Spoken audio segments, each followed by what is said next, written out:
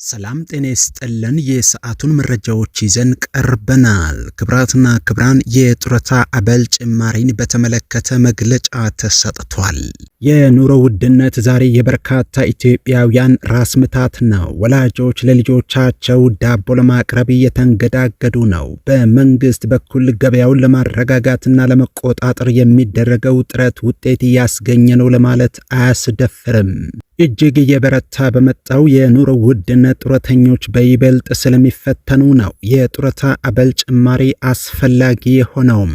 ጡረተኞች ለሀገራቸው ጊዜያቸውን፣ ዕውቀታቸውን፣ ጉልበታቸውን ያለ ስስት ሰጥተው አገልግለዋል። ይህ አይገባቸውም ሲሉ ለመጀመሪያ ጊዜ ምሁራን ተናገሩ። የጡረታ አበል ጭማሪን በተመለከተ ምሁራን ለመንግስት መሆን አለበት ያሉትን ይፋ አድርገዋል። ጡረተኞችን በተመለከተ አዳዲስ መረጃዎችን ወደ እናንተ ስለምናደርስ ቻናሉን ሰብስክራይብ በማድረግ ወቅታዊ መሰል መረጃዎችን በፍጥነት ማግኘት ትችላላችሁ። እስከ መጨረሻው አብራችሁን ቆዩ። መንግስት የኑሮ ውድነቱን ለማርገብ የተለያዩ እርምጃዎችን ቢወስድም ከዕለት ዕለት እየናረ የመጣው የኑሮ ውድነት ነዋሪውን እየፈተነው ይገኛል። ቋሚ ገቢ ያላቸውን በተለይ እንደ ጡረተኛ ያሉትን የህብረተሰብ ክፍል ክፉኛ እየፈተነው ይገኛል። በየጊዜው እየጨመረ የመጣው የነዳጅና የትራንስፖርት ዋጋ ላይ ተጨማሪ ጫና የፈጠረው የመካከለኛው ምስራቅ ጦርነት ደግሞ እንደ ኢትዮጵያ ያሉ በማደግ ላይ የሚገኙ አገሮችን ይበልጥ ፈትነዋል። ነዋሪዎችንም ግራ ጋብቷል። ቀድሞውንም ከነዋሪው አቅም በላይ የሆነው እየፈተኑ የሚገኙ የሸቀጣሸቀጥ ዋጋዎች አሁን ላይ መባባሳቸውን ለመታዘብ ችለናል። ያነጋገርናቸው ነዋሪዎችም ይህንን አረጋግጠዋል። ይህ ለጡረተኞች ሲሆን የበለጠ ከባድ ያደርገዋል። ዛሬ ሁሉ ነገር ጨምሯል። የሸቀጣሸቀጥ ምርቶች ዕለት ከዕለት ዋጋቸው እየናረ ነው። የዘንድሮ ገበያ ለድሃ የሚሆን አይደለም። በተለይ ብዙ ቤተሰብ ላለውና ለእንደኔ አይነቱ ሰው ኑሮ ፈተና ሆኗል። ከአትክልትና ፍራፍሬ ጀምሮ ለቤት ፍጆታ የሚያስፈልጉ አስቤዛዎች መሽቶ በነጋ ቁጥር ዋጋቸው በማሻቀብ ላይ ነው ሲሉ የኑሮ ውድነቱ ስጋትና ጭንቀት ውስጥ እንደከተታቸው ወይዘሮ የሸዋፍሬ አድማሱ ተናግረዋል። የ3 ልጆች እናትና የቤት እመቤቷ ወይዘሮ የሸዋፍሬ ለ9 ወር ልጃቸው ከወራት በፊት ገዙት የነበረው ዳይፐርና የዱቄት ወተት በከፍተኛ ደረጃ ዋጋቸው መጨመሩን ከዋጋ ጭማሪው በላይ ደግሞ የነዳጅ እጥረቱ በዚህ ከቀጠለና የምግብ አስቤዛ እንኳን ለመግዛት ካልተቻለ ምን ልንሆን ነው ብለው ስጋት ውስጥ መውደቃቸውን ያክላሉ። የህፃናት የዱቄት ወተት ከ1600 ብር ተነስቶ ወደ 1900 ብር ደርሷል የሚሉት እኚሁ እናት ጊዜው ልጅ ወልዶ ለማሳደግ የሚሞክርበት እንዳልሆነ ተናግረዋል። 2 ወር ባልሞላ ጊዜ ውስጥ 5 ሊትር ዘይት እንደየ አይነቱ ቢለያይም ከ2000 ብር ተነስቶ ወደ 2400 ብርና ከዚያ በላይ እየተሸጠ ነው። የድንች፣ የሽንኩርት፣ የቀይ ስር፣ የቃሪያና የመሳሰሉ የአትክልት ምርቶች በየዕለቱ ዋጋ ጭማሪ በማሳየት ላይ ናቸው ይላሉ። በወጥ እህሎች ላይ በአገር ውስጥና በውጪ በኪሎ እስከ 50 ብር የሚደርስ ልዩነት ቢኖርም ድፍን ምስርና አተር በኪሎ ከ250 ብር ጀምሮ፣ ምስር ክክ የውጪው በኪሎ 300 ብር፣ የአገር ውስጡ ደግሞ ከ350 ብር በላይ በመሸጥ ላይ እንደሚገኝ፣ ለልጆች ትምህርት ቤት የሚቋጠሩ እንደ እንቁላል፣ ፓስታ፣ መኮሮኒ፣ ሩዝ ያሉ ምርቶችም ዕለት ከዕለት ዋጋቸው ከፍ ማለቱን አስታውቀዋል። ባለቤቴ በግል ስራ የሚተዳደር ነው። የቤተሰቡ ገቢ ዝቅተኛ ነው የሚባል ባይሆንም የኑሮ መወደድና በየጊዜው እያሻቀበ የሚሄደው የገበያ ዋጋ ለቤቴ በሚያስፈልገው ልክ እንዳልገዛ አድርጎኛል የሚሉት እኚሁ እናት የ2 ልጆች የሰርቪስና የትምህርት ክፍያ ሲጨመር የኑሮ ጫና ከባድ ጊዜን እንድናሳልፍ አድርጎናል ብለዋል። እንደ ወይዘሮ የሸዋፍሬ ዛሬ ላይ የምግብ አስቤዛ ላይ ብቻ አይደለም ዋጋ የናረው፣ የትራንስፖርት ዋጋ ማሻቅቧል። ቀደም ሲል በከተማ አውቶቡስ 15 እና 20 ብር ከፍለው የሚጓዙበት መንገድ ዛሬ ላይ 40 ብር ለመክፈል ተገደዋል። እግዚአብሔር ደጉን ጊዜ ያምጣ እንጂ ካለው ከኑሮ ውድነት አንጻር እኔን ጨምሮ አብዛኛው ሰው ልጁ ወይም ራሱ ቢታመም ሽሮፕና ኪኒን ገዝቶ ህመሙን ማስታገስ ይችላል የሚል እምነት የለኝም ብለዋል። ኢትዮጵያውያን የዕለት ጉርስን የዓመት ልብስን አታሳጣን የሚሉት ጸሎት የሚመስል አባባል አላቸው። በእውነቱ አሁን ላይ ለበርካቶች የዕለት ጉርስና የዓመት ልብስ ማግኘት ከባድ እየሆነ መጥቷል ያሉት ደግሞ አቶ ደግሰው አስማሬ ናቸው። 2 ልጆች እንዳሏቸው እሳቸውም ባለቤታቸውም የመንግስት ሰራተኛ እንደሆኑ የተናገሩት አቶ ደግሰው የእህል፣ የሸቀጣሸቀጥ፣ የወር አስቤዛ ወጪና ሌሎችም የኢንዱስትሪ ምርቶች ዋጋቸው እየጨመረ በመምጣቱ ብዙ ሰው በጭንቀት ተከበው ለመኖር መገደዱን ዛሬ አዲስ አበባ ላይ አንድ ክፍል ቤት ተከራይቶ ለመኖር እንኳ ዋጋው የሚቀመስ እንዳልሆነ ገልጸዋል። አዲስ አበባ ላይ ቤተሰብ ይዞ ቤት ተከራይቶ ለመኖር ከዋጋ አንጻር የማይቻልና የማይሞከር በመሆኑ ራቅ ብለው ኮንዶሚኒየም ተከራይተው እንደሚኖሩ መንግስት ስራ ቦታቸው አድርሶ የሚመልስ ነፃ የትራንስፖርት አገልግሎት የሚያቀርብላቸውና የትራንስፖርት ወጪ የሌለባቸው በመሆኑ ቢጽናኑም ሌላውን ወጪ ተሸክመው መኖር በራሱ ፈታኝ እንደሆነ ይናገራሉ። ከእኔና ከባለቤቴ የሥራ ግብር፣ የጡረታና የሌሎችም ክፍያዎች ተቀናንሶ በእጃችን የሚደርሰው ደሞዝ ወር እስከ ወር ሳንቸገር ሊያደርስን የሚችል አልሆነም የሚሉት ግለሰቡ የማብራት፣ የውሃ፣ የልጆች ትምህርት ቤትና ሌሎችም ክፍያዎች ኑሯቸውን በእጅጉ እየፈተነ መሆኑን፣ ለቤት ፍጆታ የሚጠቀሟቸው ምርቶች በየዕለቱ ከፍተኛ ጭማሪ እያሳዩ በመሆኑ ገቢያቸው ባልተሻሻለበት ሁኔታ እየተባባሰ የመጣው የኑሮ ሸክም በቀላል ገለጽ እንዳልሆነም ያክላሉ። መንግስት ለመንግስት ሰራተኛው ደሞዝ ጨመርኩ ብልም ጭማሪው ከቁጥር ያለፈ በኑሯችን ላይ ያመጣው ለውጥ የለም። በሁሉም ምርቶችና አገልግሎቶች ላይ ከፍተኛ የዋጋ ልዩነት ተፈጥሯል። በመሆኑም የደሞዝ ጭማሪ ለመንግስት ሰራተኛው ያስገኘው ስሳይ ወይም ትርፍ አለ ብዬ አላምንም ሲሉ ገልጸዋል።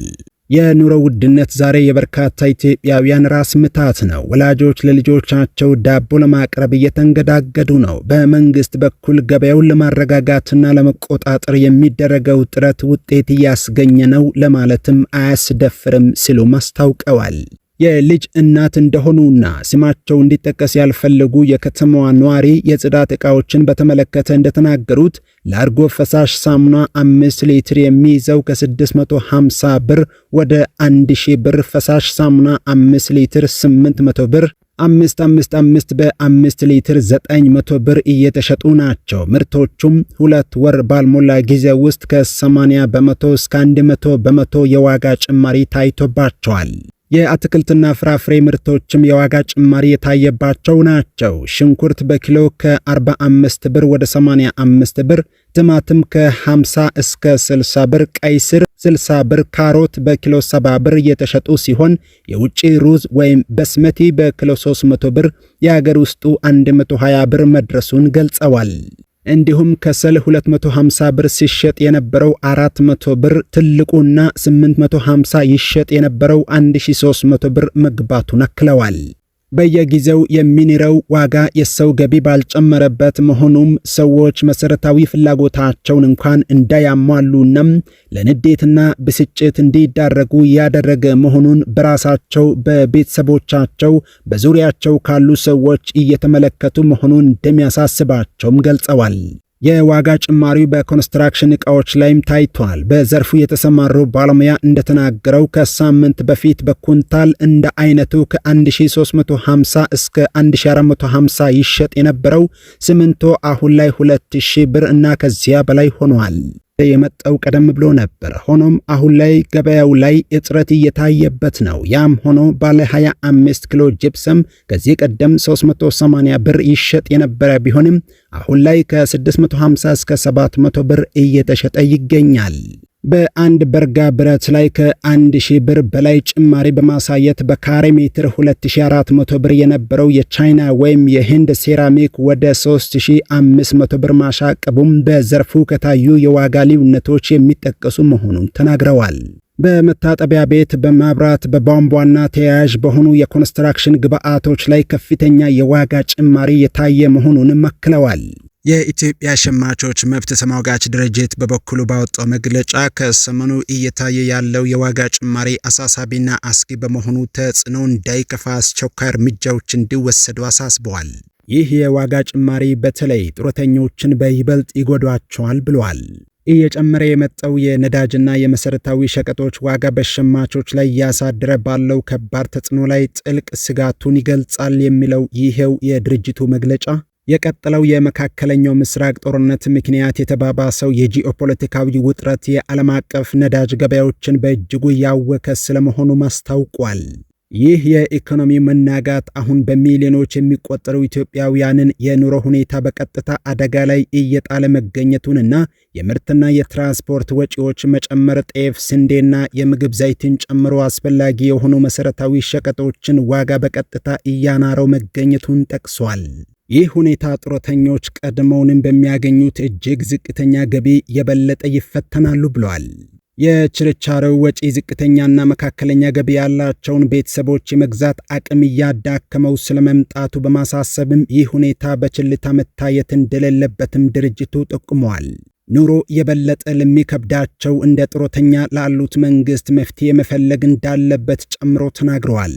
የምጣኔ ሀብት ባለሙያው ዶክተር ቆስጠንጥንዮስ በርሄ ተስፋ እንደተናገሩት የምግብ፣ የሸቀጣሸቀጥ፣ የኮንስትራክሽን ግብዓቶችና ሌሎችም ምርቶች በአብዛኛው በውጭ ምንዛሬ ወደ ሀገር ውስጥ የሚገቡ ናቸው። በመሆኑም የኢትዮጵያ ብር ከውጭ ምንዛሬ አንጻር ዋጋው በመዳከሙ በተለያዩ ምርቶች የዋጋ ንረት ሊከሰት ችሏል ብለዋል። መንግስት ከዓመት ዓመት የዋጋ ግሽበቱን ወደ ነጠላ አሃዝ አውርጀዋለሁ ብልም ከ10 ዓመት ወዲህ ያለውን ብናይ እንኳን ከ450 በመቶ በላይ ከፍ ብሏል። ይህ ሆኖ ባለበት በአንጻሩ የሰው ገቢ ባለማደጉ ችግሩን የከፋ አድርጎታል ብለዋል። የዋጋ ግሽበት አሁን ላይ የኢትዮጵያ ችግር ብቻ ሳይሆን ብዙ የአፍሪካ ሀገሮች እየተፈተኑበት የሚገኝ ነው ያሉት ዶክተር ቆስጠንጥንዮስ እንደ ሱዳን፣ ማሊ፣ ኒጀር፣ ቡርኪና ፋሶ፣ ካሜሩን፣ ጊኒና ሌሎች ሀገሮች በዋጋ ግሽበት በተደጋጋሚ ተቃውሞ የሚያስተናግዱ ሀገሮች መሆናቸውንም ገልጸዋል።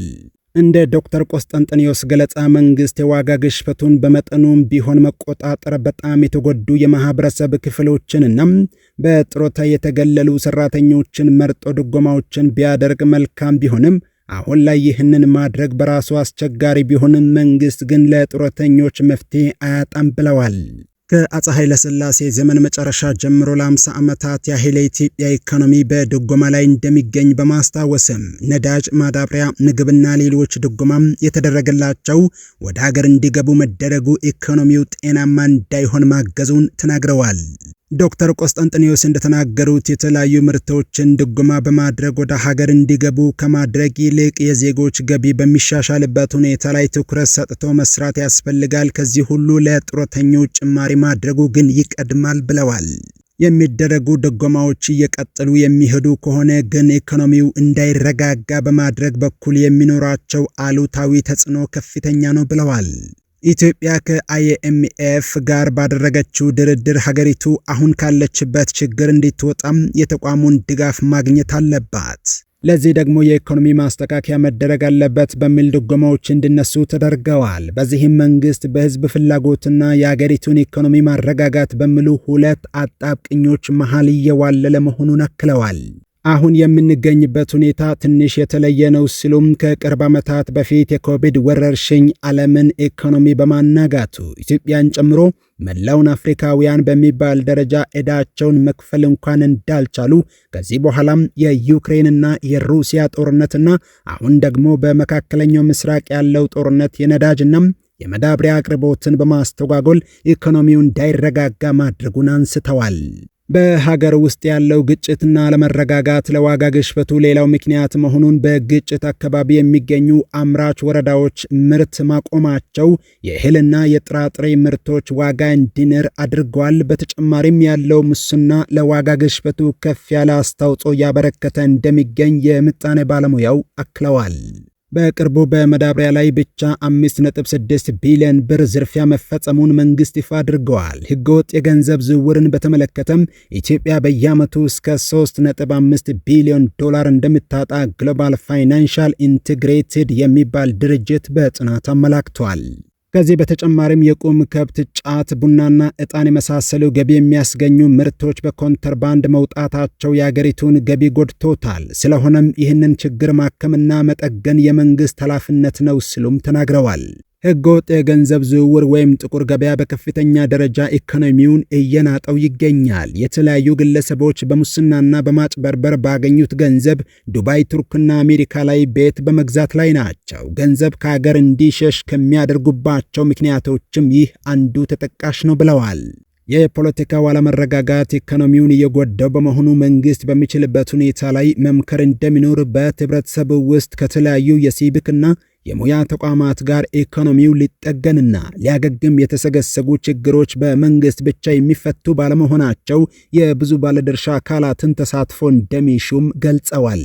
በቅርቡ ሀብት ያፈሩ ግለሰቦች ገንዘብ የማሸሽ ስራ ላይ ተጠምዶ የሚገኙ በመሆኑ እነሱን ለመከታተልና ለመቆጣጠር ስርዓት ተዘርግቶ ቢሰራ ለውጦች ይመጣሉ የሚል እምነት እንዳላቸውም አስታውቀዋል። የዋጋ ንረቱን ለማረጋጋት እየተሰራ ያለውን ስራና በመወሰድ ላይ ያለውን እርምጃ በተመለከተ የአዲስ አበባ ከተማ አስተዳደር ንግድ ቢሮ የስራ ኃላፊዎችንና ጡረተኞችን በተመለከተ ጉዳዩ የሚመለከታቸው አካላትን ለማነጋገር ሚዲያችን ያደረገው ጥረት አልተሳካም። በጡረተኞች ጉዳይ ላይ አዳዲስ መረጃዎችን ስናገኝ በፍጥነት ወደ እናንተ እናደርሳለን። ቪዲዮን ስንለቅ ቶሎ እንዲደርሷችሁ ቻናሉን ሰብስክራይብ ማድረግ አትርሱም።